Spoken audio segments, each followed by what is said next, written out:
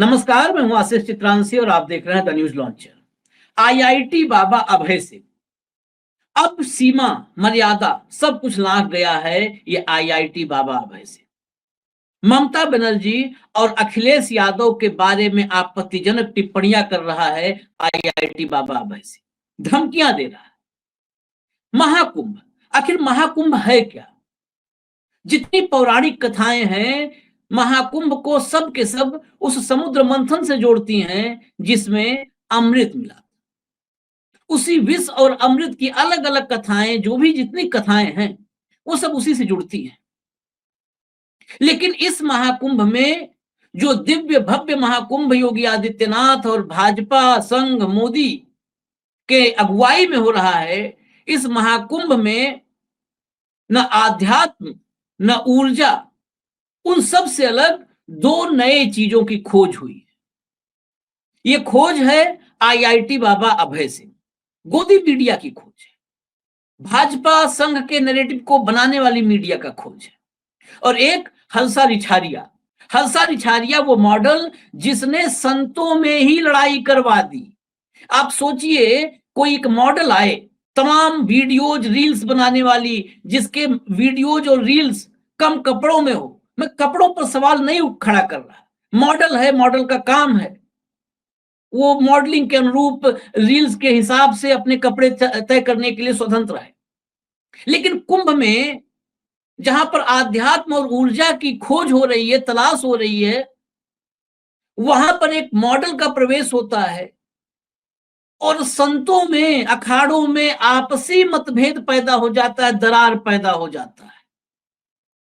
मैं आईआईटी बाबा अभय सिंह वाली धमकी पर आऊंगा, क्लिप सुनवाऊंगा जुबानी अभय सिंह की, लेकिन उससे पहले हंसा रिछारिया की कहानी। हंसा रिछारिया आती हैं, निरंजनी अखाड़े का पेशवाई जब निकलता है तो उसके एक रथ पर सवार, जटा जूट भगवा वस्त्र, माथे पर त्रिपुंड, और आते ही पहली क्लिप जैसे आती है पूरे देश में वायरल हो जाती है, छा जाती है। लगता है कोई साध्वी, शुरुआत में तो साध्वी, देश भर के मीडिया पोर्टल्स और यूट्यूब चैनल्स पर लिखा गया देश की सबसे खूबसूरत साध्वी, सबसे खूबसूरत साध्वी लिखा गया। लेकिन आगे विवाद शुरू हुआ। अब तो मेकअप तक के वीडियो भी आ रहे हैं कि वो जो जटा थी वो जटा कैसे लगाई गई थी, वो भी वीडियो जा रहे हैं। हंसा रिछारिया के रथ, उस रथ पर जो निरंजनी अखाड़े का रथ था, उस पर बैठने को लेकर के पीठाधीश्वर आनंद स्वरूप ने आपत्ति जताई। उन्होंने बड़े कठोर शब्द इस्तेमाल किए। फिर शंकराचार्य अभिमुक्तेश्वरानंद, उन्होंने भी इसे सनातन और आध्यात्म, कुंभ, परंपरा, मर्यादा सबके खिलाफ बताया। हंसा रिछारिया का फिर वीडियो आया और रोने धोने वाला। अब फिर वीडियो आया है कड़क मिजाज में, पल भर में। अभिनेत्री है, मैं उन पर फिर कह रहा हूं, नहीं सवाल उठाऊंगा। ये सवाल है कुंभ में जो लोग प्रवेश करवा रहे हैं, या कुंभ दिशा में, किस दिशा में जा रहा है, जिसको आस्था का कुंभ कहा जाता है, वो किस दिशा में जा रहा है। फिर नया ताजा वीडियो आया कि राज तिलक तो जिसका होना है वो होगा, वनवास कितना भी लंबा चले, यानी उनका राज तिलक भी होने वाला है। आखिर किसके बारे में कह रही है?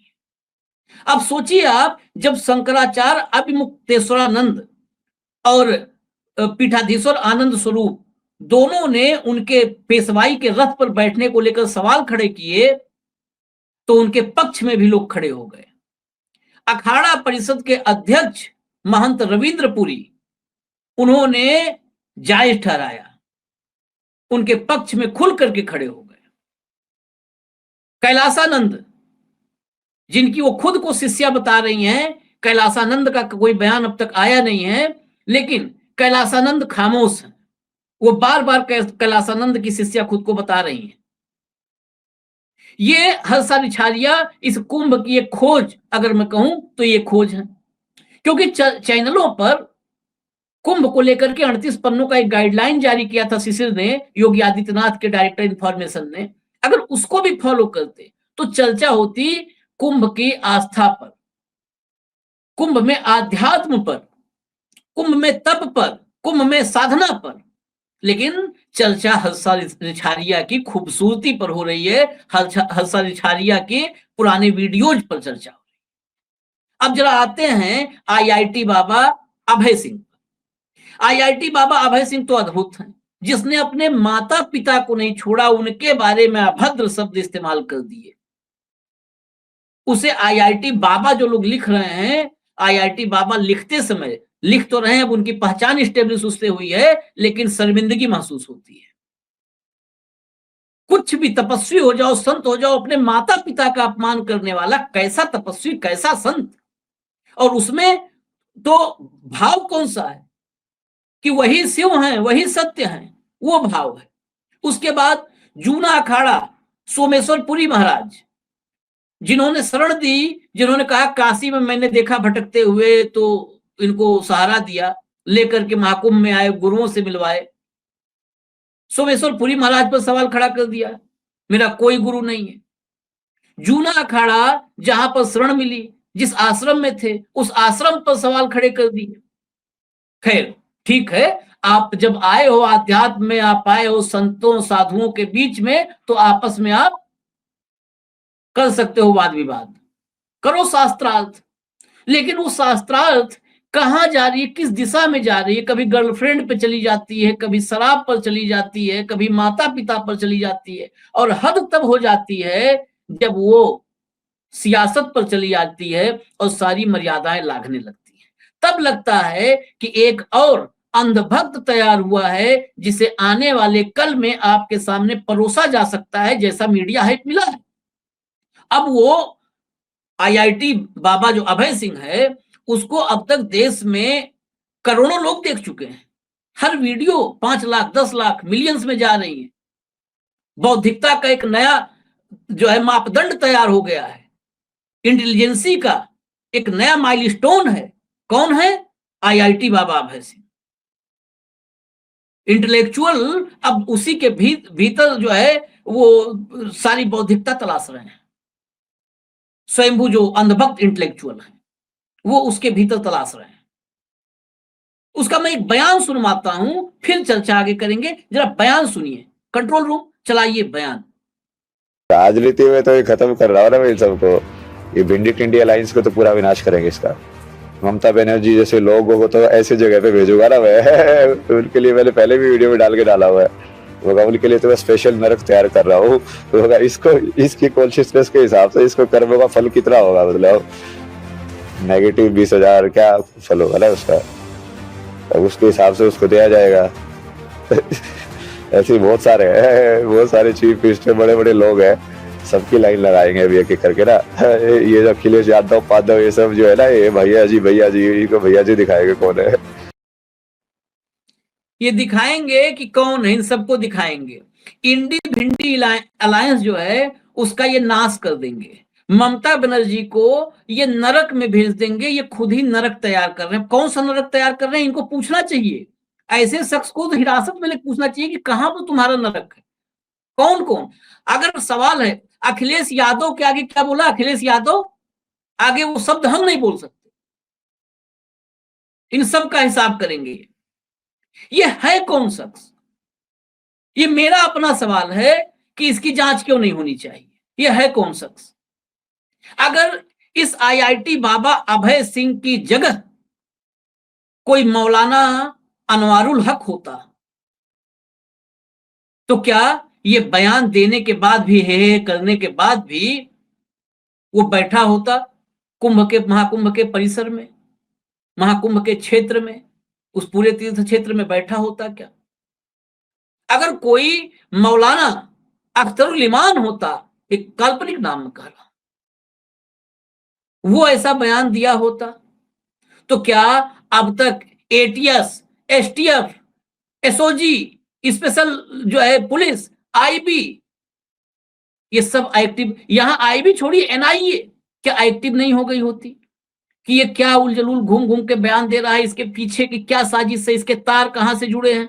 अगर ये नाम मुस्लिम का होता तो अब तक इसके संबंध आईएसआईएस के मॉड्यूल, हक्कानी नेटवर्क, लश्कर तैयबा, आईएसआई कहां कहां नहीं तलाशे गए होते।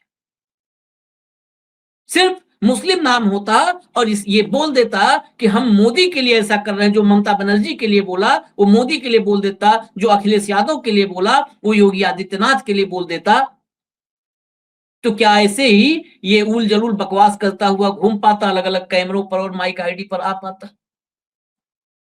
आप याद कीजिए, गोरक्ष पीठ में एक चाकू लेकर के वो हो गए, मुझे लगता है 2-2.5 साल से ज्यादा हो गए, एक युवक घुसा था, मानसिक रूप से उसे तमाम जगहों पर विक्षिप्त बताया गया। अब तक उस केस का फॉलोअप और अपडेट मीडिया में कहीं नहीं आ रहा है। उसके तार कहां कहां से, वो मानसिक रूप से विक्षिप्त गेट से घुसा था और वहीं पकड़ा गया, कूटा गया, सब कुछ हुआ। फिर उसमें इन्वॉल्वमेंट एटीएस एसटीएफ से लेके एटीएस और जितनी टॉप की एजेंसीज हैं सबकी इन्वॉल्वमेंट उसमें हुई। उसके तार नेपाल से लेकर आतंकी संगठनों से लेकर कहां कहां, और ये मीडिया, जिस मीडिया की हम बात करें, जिसका हम हिस्सा हैं, शर्म आती है कई बार। उसने भी कि उसने कुछ दिन पहले लैपटॉप में क्या सर्च किया था, उसने क्या देखा था, उसने कंप्यूटर क्या देखा था, कंप्यूटर कब देखा था, वो पागल का कुछ पता नहीं चला। मानसिक विक्षिप्त बहुत सारी जगहों पर ऐसी पड़ताल थी, गोरखपुर के लोकल तमाम लोगों ने वो किया था कि वो मानसिक विक्षिप्त है। शुरुआत में जब वो पकड़ा गया तो स्टार्टिंग में मानसिक रूप से विक्षिप्त ही चलाया, खबरों में आया, लेकिन जब उसका नाम वगैरह पता चला तो फिर स्क्रिप्ट लंबी होती चली गई, जांच बढ़ती गई, तार पीछे जुड़ने शुरू हो गए, क्योंकि नाम मुस्लिम था। ये इंडी भिंडी अलायंस का विनाश करेगा, कैसे करेगा, क्या फॉर्मूला है, पूछा जाना चाहिए। या इंडी भिंडी अलायंस का नाश करने के लिए अगर साधु संत तपस्वियों को करना है तो इससे बहुत बड़े बड़े तपस्वी साधु संत हैं, पीठाधीश्वर हैं, महामंडलेश्वर हैं, आचार्य हैं, वो रामभद्राचार्य हैं, जो अभी एक वीडियो में बताया उन्होंने कि एकमात्र आचार्य मैं हूं, मैं दंड किसी को भी दे दूंगा। वो दंड देने के लिए इतने सक्षम व्यक्ति हैं इस देश में जो किसी को भी दंड दे सकते हैं। 4 शंकराचार्य बैठे हैं इस देश में। वो इंडी भिंडी अलायंस का विनाश करने के लिए अगर श्राप दे करके कि अभिशाप दे दिया, श्राप दे दिया, विनाश हो जाएगा, तो वो बैठे हैं। इतने सारे जो है हिमालय से लेके जो है वनों में, जंगलों में बैठे हुए ऋषि मुनि तपस्वी हैं इस देश में, वो भी अभिशाप दे दें, श्राप दे दें, नाश हो जाए इंडी भिंडी अलायंस का। ये अभी इनके अभी भटकाव का दौर, खुद ही इतने कंट्राडिक्शन है, और उस भटकाव में कि नर्क तैयार कर रहा है ममता बनर्जी के लिए। उस नर्क में हिसाब किताब करके भेजने वाला वो नर्क क्या है, उस नर्क को भी डिकोड किया जाना चाहिए। मैं ये बड़ा खाली व्यंग नहीं है, ये गंभीरता से कह रहा हूं। अगर नाम पर आप कासगंज में चंदन गुप्ता के मामले में, उसकी तह में तो हम कई बार जा चुके हैं कि 26 जनवरी को कैसे जो है बजरंग विश्व हिंदू परिषद वालों ने तिरंगा यात्रा, मुस्लिम जहां पर ध्वजारोहण करने जा रहे थे, तिरंगा फहराने जा रहे थे, उस रास्ते से विश्व हिंदू परिषद ने जबरन कैसे जिद किया और वहां पर जो है कोहराम का माहौल पैदा कर दिया। उसमें चंदन गुप्ता की जो जान गई, उसके बाद जिन पर आरोप लगा वो पूरा का पूरा एक समूह, बड़े समुदाय पर बड़ी संख्या में लोगों पे आरोप लगा, उनके लिए मुकदमे लड़ने में तो टिप्पणी आ गई कि फॉरेन फंडिंग थी, ये था वो था। इतनी गंभीरता से तो क्यों नहीं इसकी जांच हो कि कैसे, कौन सा नर्क तैयार कर रहा है। क्या नर्क कहने का मतलब इसका क्या है कि नर्क तैयार कर रहा हूं, इंडी भिंडी अलायंस का विनाश कर दूंगा। अगर ये पागल है तो संत समाज के बीच में रहने लायक नहीं है। अगर ये मानसिक रूप से विक्षिप्त है, मैं दोनों बात कर रहा हूं, अगर यह शख्स मानसिक रूप से विक्षिप्त है, अगर कोई कह दे कि ऐसे बोल दिया, तो फिर ये संत समाज के बीच में रहने लायक नहीं है। वहां पर बहुत सारे अखाड़ों में बहुत सारे महामंडलेश्वर हैं, बहुत सारे जो है साधु संत हैं, उनके लिए ठीक नहीं है, खतरा है। अगर ये मानसिक रूप से दुरुस्त व्यक्ति है, मेंटली फिट है, तो राजनेताओं को लेकर के अगर ऐसे गंभीर बयान दे रहा है कि खत्म कर दूंगा, विनाश कर दूंगा, नरक तैयार कर रहा हूं, तो ये गंभीर मामला है। इस वीडियो में मुझे इजाजत दीजिए। न्यूज लॉन्चर आप देखते रहिए। नमस्कार।